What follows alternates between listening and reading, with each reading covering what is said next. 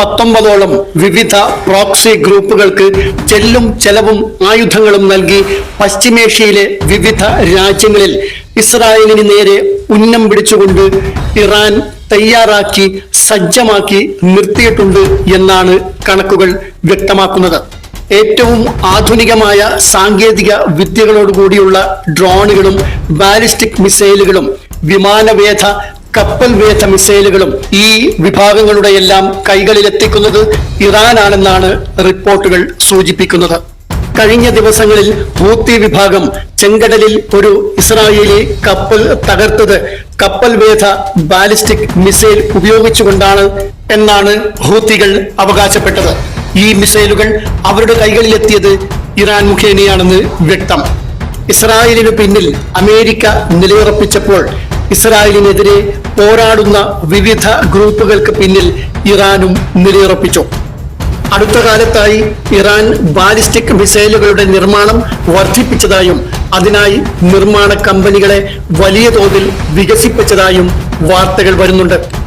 ഇത് ഉക്രൈനുമായി യുദ്ധം ചെയ്യുന്ന റഷ്യയ്ക്ക് വേണ്ടിയാണെന്നും അതല്ല ഇസ്രായേലുമായി യുദ്ധ സന്നാഹങ്ങൾ ഒരുക്കുന്ന ഹിസ്ബുള്ളയ്ക്ക് വേണ്ടിയുമാണെന്നാണ് അഭ്യൂഹങ്ങൾ.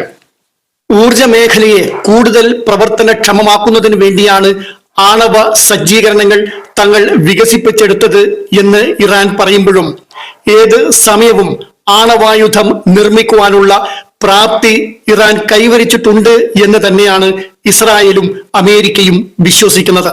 ഏതെങ്കിലും ഗ്രൂപ്പിന്റെ കൈകളിലൂടെ ഈ ആയുധം ഇസ്രായേലിന് നേരെ പ്രയോഗിക്കുവാനുള്ള നേരിയ സാധ്യതയെ പോലും തള്ളിക്കളയുവാൻ ഇസ്രായേലിന് സാധിക്കുകയില്ല.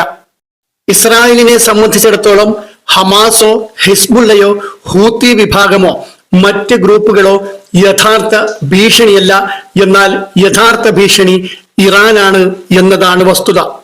ഇറാനെ ദുർബലമാക്കുകയോ തകർക്കുകയോ ചെയ്താൽ ഫലസ്തീൻ മേഖലയിൽ ഇസ്രായേലിന്റെ ആധിപത്യം സ്ഥാപിക്കാം എന്ന് മാത്രമല്ല പശ്ചിമേഷ്യ മുഴുവനും ഇസ്രായേലിന്റെ മേധാവിത്വം നിലനിർത്തുവാനും സാധിക്കുന്നതാണ്. ഇസ്രായേലിന്റെ ആത്യന്തിക ലക്ഷ്യവും ഇത് തന്നെയായിരിക്കണം. ഇസ്രായേലുമായി പൊരുതി നിൽക്കുവാനുള്ള ആയുധങ്ങൾ ഹിസ്ബുള്ളയുടെയും ഹമാസിന്റെയും ഹൂത്തി വിഭാഗത്തിന്റെയും ഒക്കെ കൈകളിൽ ഇറാൻ നൽകിയിട്ടുണ്ട് എങ്കിലും ഇസ്രായേലുമായി ഒരു നീണ്ട കാലം പിടിച്ചു നിൽക്കുവാൻ ഇവർക്കൊന്നും സാധ്യമല്ല എന്നതാണ് യാഥാർത്ഥ്യം. ഇറാൻ ഇസ്രായേലിന്റെ മാത്രം ശത്രുവല്ല, അമേരിക്കയുടെ കൂടി പ്രധാന ശത്രു തന്നെയാണ്. ഗാസ യുദ്ധം ആരംഭിച്ച ഘട്ടത്തിൽ തന്നെ അമേരിക്ക യുദ്ധക്കപ്പലുകൾ മെഡിറ്ററേനിയൻ കടലിൽ സജ്ജമാക്കി നിർത്തിയത് തന്നെ ഇറാനെ പ്രതിരോധിക്കാൻ വേണ്ടി മാത്രമായിരുന്നു. ഇസ്രായേൽ ലബനാനുമായി യുദ്ധം പ്രഖ്യാപിച്ചാൽ ഇറാന്റെ നേരിട്ടുള്ള ഇടപെടൽ ഉണ്ടാവുമോ എന്ന സംശയവും നിലനിൽക്കുന്നുണ്ട്. കത്യൂഷ, ഫലക് എന്നീ ബാലിസ്റ്റിക് മിസൈലുകൾ ഹിസ്ബുള്ളയും ഹൂത്തികളും ഇസ്രായേലിന് നേരെ തൊടുത്തുവിടുന്നുണ്ട്. ഇതിൽ ഫലക് ഇറാൻ നിർമ്മിത മിസൈലുകളാണ്. എന്നാൽ കത്യൂഷ റഷ്യൻ നിർമ്മിതമാണെങ്കിലും ഈ വിഭാഗങ്ങളുടെ എല്ലാം കയ്യിലെത്തുന്നത് ഇറാൻ മുഖേനയാണ് എന്നാണ് റിപ്പോർട്ടുകൾ സൂചിപ്പിക്കുന്നത്. നിലവിൽ ഇസ്രായേലിന്റെ അയൺ ഡോം വ്യോമ പ്രതിരോധ സംവിധാനവും ആന്റി ബാലിസ്റ്റിക് മിസൈൽ സംവിധാനങ്ങളും പരമാവധി മിസൈലുകളെയും റോക്കറ്റുകളെയും നിർവീര്യമാക്കുന്നുണ്ട് എന്നത് വാസ്തവമാണ്.